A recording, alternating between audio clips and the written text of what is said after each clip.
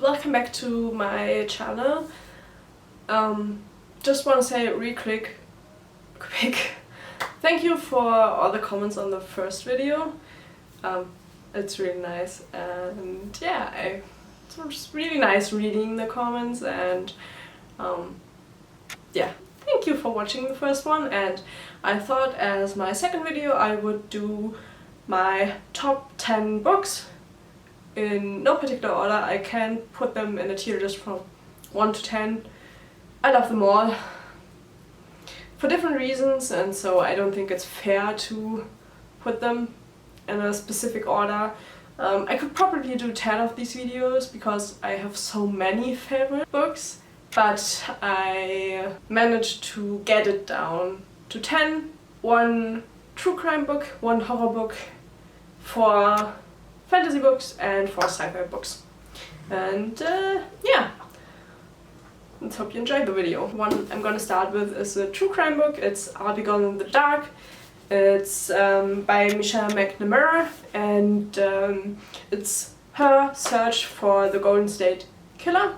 And she had a blog, a true crime blog, where she did other cases as well, and at some point she started with the Golden State Killer and she wanted to help find it, and she wrote a book about it. In the end she got a book deal and she wrote about it, and sadly she passed away before the book could be published. So it was published post her dying by her husband and another writer who finished the book for her out of her notes that she took. And yeah, it's nice to know that the Golden State Killer was actually captured shortly after she died because of DNA evidence, because there was a lot of evolution in solving crimes and how you can solve crimes and DNA evidence, which she also mentioned in the book. And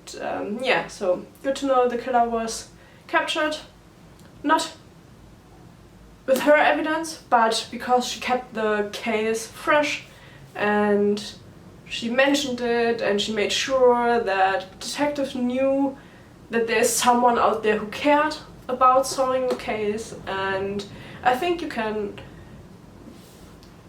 The book... While reading the book, I felt like I could feel why she did what she did, and her obsession with finding out who it was and just kind of helping. I don't know, I think you can feel it all. So even though it's not like an ooh you can cry emotional book, I still felt like this is quite a sad and hopeful book, I would say. Just because, you know, she didn't get to know who the perpetrator was, but she would have loved it. And yeah, it's great. Okay, book number 2 is my most recent favorite, which is Hyperion, a sci-fi novel about humans mostly, and humans just kind of spread through our solar system, and yeah, just settled onto a whole lot of worlds after destroying our world. Who would have thought? And they also created an AI which is kind of like gone rogue, in the sense that humans can't control it anymore. And they are at war with the Ousters. Don't know what the Ousters are. I don't think you get told who the Ousters are, but yeah, they're at war, and pretty much it's prophesied that only a pilgrimage to the planet Hyperion, to the Shrike, which is like a god/monster thingy, can actually win the war. And so they send 7 pilgrims to Hyperion who have to do the journey from the main city to where the Shrike temple is, the Time Tombs. And whilst they're on the journey, they all tell their stories to each other, the stories why they went onto the pilgrimage, because they were chosen because of their connection to the Shrike. and yeah, it's incredibly interesting, the different lives the people lived and why they're there and how different these people are. And yeah, the ending is quite the cliffhanger, so if you don't like those, it's hard. I don't know, I've learned to appreciate a good cliffhanger over the years, but I know that not everybody enjoys those. But I'm currently reading part 2, which is also incredible. Can really recommend the whole series. And yeah, one of my current sci-fi favorites. On to the next sci-fi favorite, and that is The Martian by Andy Weir. It's a book about an astronaut who strands on Mars. Sorry.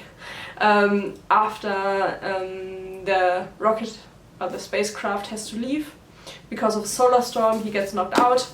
The other astronauts think he is dead, and so they leave him behind because they can't risk getting him.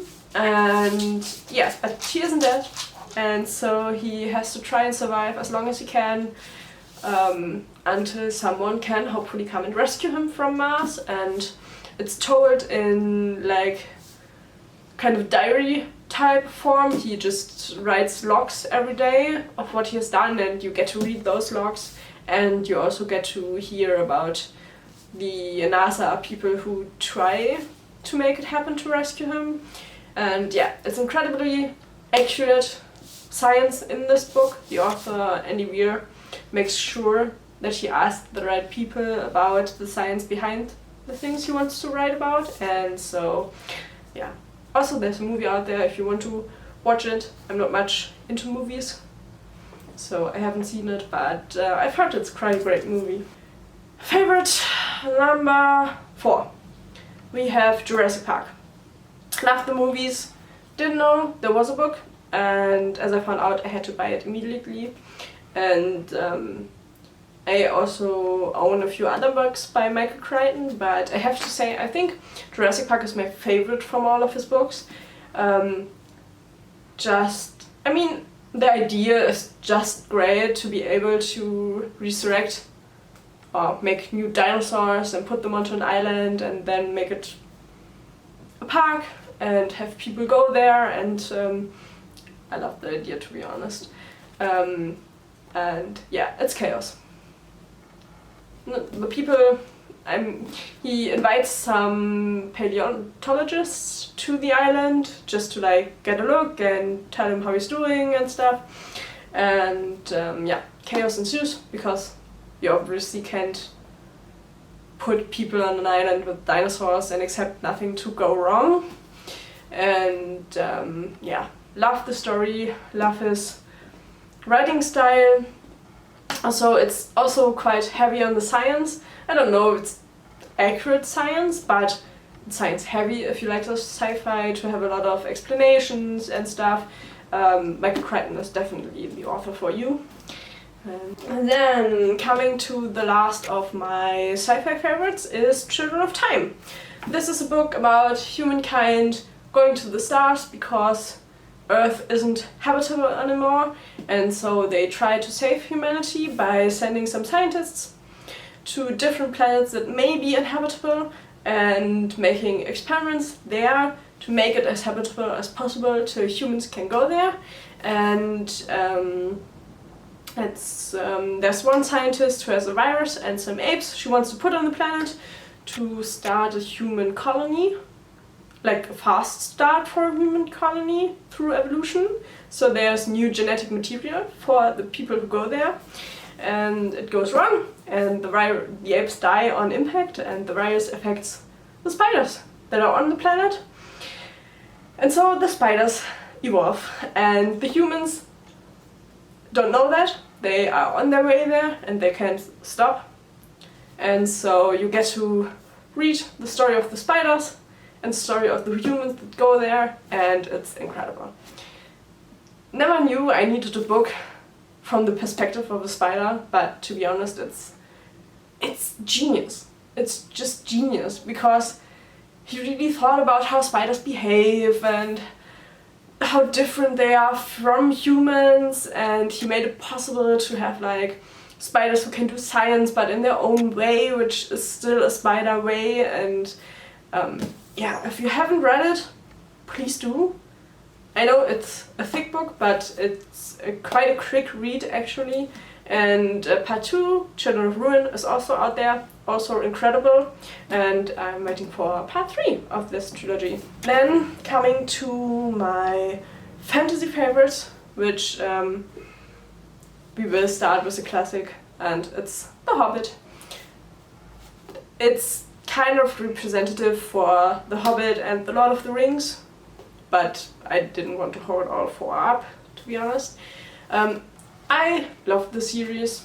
I loved them ever since seeing the movies and playing the games that are out there, and yeah, he has an incredible writing style. It's just so elegant and it's so nice to read, to be honest. So I have read The Hobbit quite a lot, and I did also enjoy The Silmarillion. I always heard it supposed to be quite boring, but to be honest, I just love all the details about the world, and that it's there's so much history about the world that it kind of feels real, even though I do know that it's not a real world. And yeah, the characters, incredible. Story, incredible. I love it. Don't know how you couldn't. The Hobbits are the best. Next one is also one who has a movie, and I also knew the movie first and didn't know there was a book out there, and that is Coraline by Neil Gaiman. I own a lot of Neil Gaiman's books and I do love most of them, but I have to say I think this is my absolute favorite from him. Maybe the Graveyard Book. Might be a tie there, but I just love the story of Coraline. Like having her parents who move out of the city with her into like this house that is really rural and with weird neighbors, and her being pretty much alone because her parents don't really have time for her and don't make time for her maybe, and then her finding like this parallel dimension and her other mother who just wants to spend time with her, but just seeing how wrong it is. And yeah, I think it's a great story. Yeah, also it's a very pretty edition of Coraline. It does have pictures in it, like for example the 2 women downstairs. This book also brought me to love Chris Riddle as an illustrator. He works with Neil Gaiman quite a bit, and superb illustrations in those books. So let's do the funny one next, which is Kings of the Wild, which is a book about a band who used to fight monsters and be really, really popular with people and known everywhere. And yeah, they grew old, they got children, they settled down, they have pains and aches, and they're just old men. By the point the book starts, one of them finds out that his daughter is trapped in a besieged city, and there don't seem any good chances to get her out of there, but he wants to try, and so he gets all of his old mates together and they go ahead and try to rescue his daughter. And they're old and they're not rich anymore, and so they have to fight for their lives a lot of the time, and they're incredibly funny whilst they do that. And it's just, I don't know, if you want a fantasy book full of humor but don't want to read Terry Pratchett, for example, which is kind of a different humor, read this one. It's incredibly funny. And I don't know, I think sometimes fantasy books take themselves too serious, and so this is quite the nice change. And I do have part 2, I haven't read it yet, which is about the daughter. So hopefully I manage to read it. Probably will also be a favorite, but we'll see. As I said, my last fantasy favorite, which I would put it in fantasy, I don't know if that's the right categorization, but it's A Monster Calls by Patrick Ness. It's a book about a boy whose mother has cancer and he starts to get nightmares and see a monster, and he talks to the monster and the monster calls to him, and it's pretty much a story about grief and guilt about someone you love being ill and you not really able to do something and lashing out and just being a child that has to carry so much of a burden. And yeah, it's a book that will make you cry, probably. I'm not much of a crier when it comes to books, but this one just got me bawling, I have to be honest. It's not the longest book, so it's good for a quick read, but you have to be prepared for how sad it is, to be honest.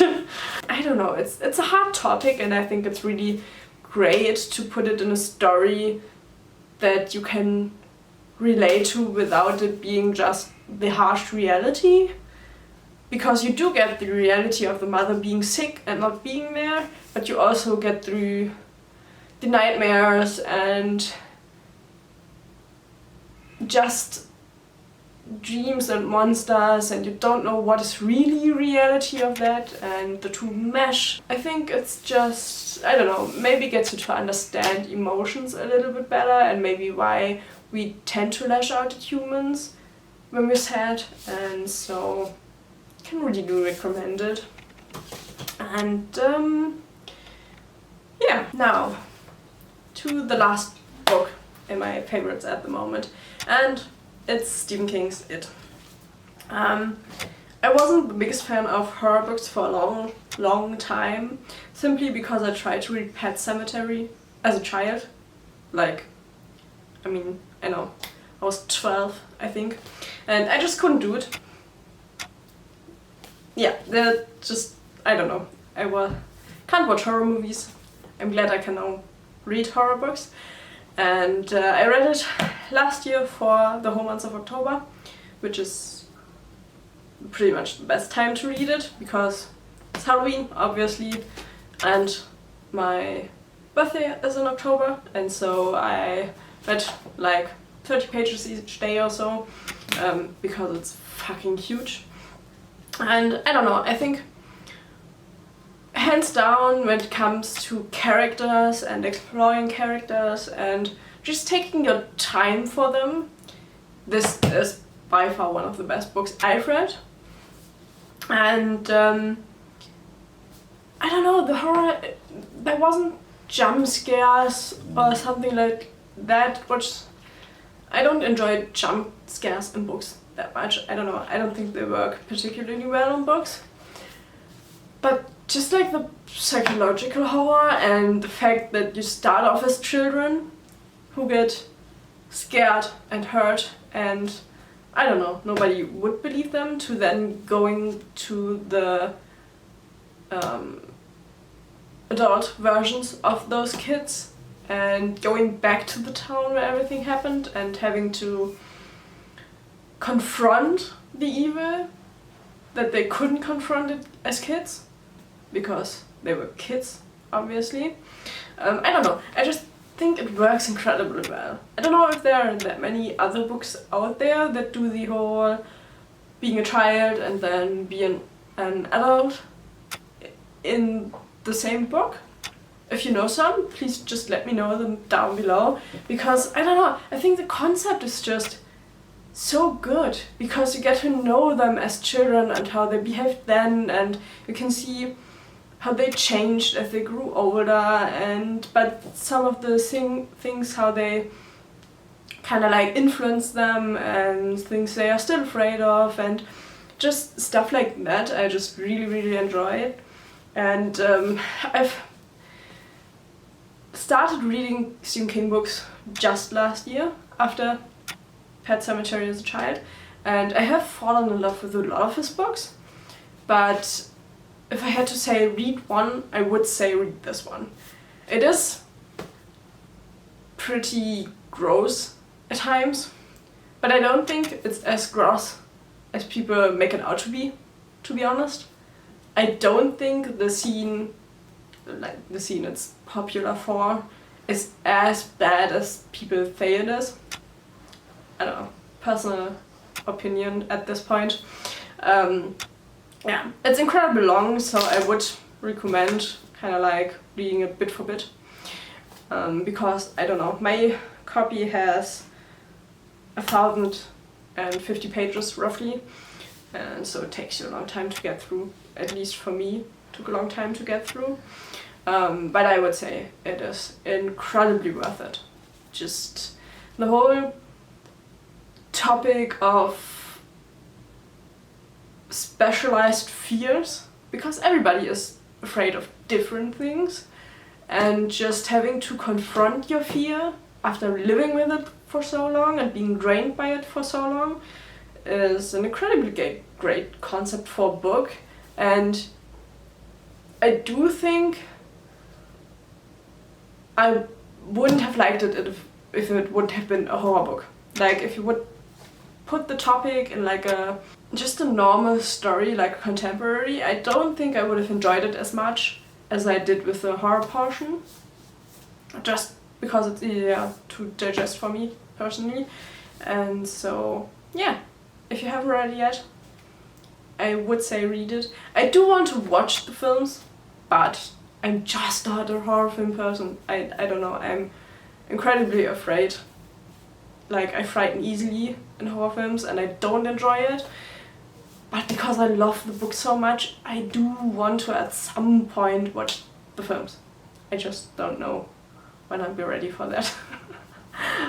Yeah, so these are my top 10 books. Let's hope there are many more great books that I get to read, and let me know your favorite books in the comments, and yeah, till next time, bye!